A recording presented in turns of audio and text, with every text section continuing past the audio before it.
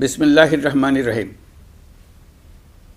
প্রিয় দেশবাসী, শিশু, কিশোর কিশোরী, তরুণ তরুণী, ছাত্রছাত্রী, বয়স্ক, বৃদ্ধ, নারী পুরুষ সবাইকে আমার সালাম জানাচ্ছি।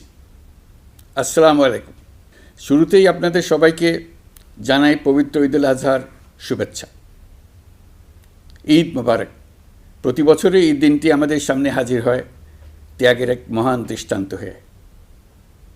আমরা যদি কোরবানির মাহাত্ম্যকে ধারণ করে লোভ, স্বার্থপরতা, হিংসা বিদ্বেষ মুক্ত হয়ে সমাজ ও রাষ্ট্র বিনির্মাণে নিজেদের নিয়োজিত করতে না পারি, তাহলে কোরবানির ঈদ আনুষ্ঠানিকতা ছাড়া আর কিছুই নয়। আসুন এবছর কোরবানিকে সুন্দর, ত্যাগের মহিমায় মহিমান্বিত করে গরিব বান্ধব করে তোলে।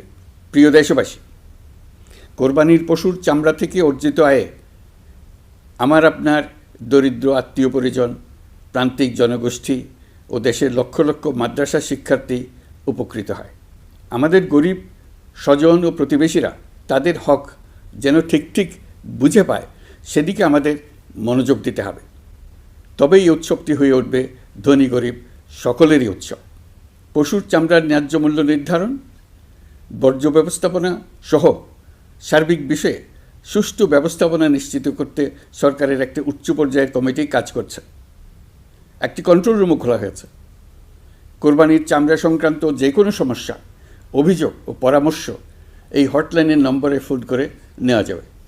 আমরা এই বছর কোরবানির পশুর চামড়া সংরক্ষণে 30,000 টন লবণ বিনামূল্যে সরবরাহ করেছি।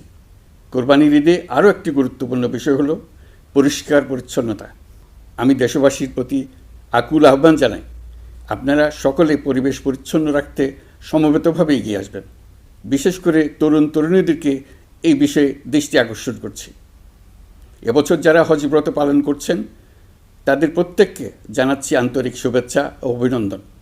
মহান রব্বুল আলামিনের অশেষ মেহেরবানিতে, আপনাদের দোয়ায় এবং সংশ্লিষ্ট সবার সর্বোচ্চ আন্তরিকতা ও পেশাদারিত্বের ফলে এবছর আমাদের হজ ব্যবস্থাপনায় সাফল্য এসছে। প্রথমবারের মতো সরকারি ব্যবস্থাপনায় লাব্বায়েক অ্যাপের মাধ্যমে হজের সার্বিক ব্যবস্থাপনা ও সেবা নিশ্চিত করা হচ্ছে। এখন পর্যন্ত হজ ব্যবস্থাপনায় কোনো অনিয়মের খবর আসেনি। টাকা দিয়েও হজে যেতে না পারার যন্ত্রণা কাউকে কাঁদতে হয়নি। হজ ক্যাম্প কিংবা বিমানবন্দরে কোনো হাজিকে প্রতিবাদ বিক্ষোভ করতে হয়নি। প্রথমবারের মতো সরকারি টাকায় কাউকে হজে পাঠানো হয়নি।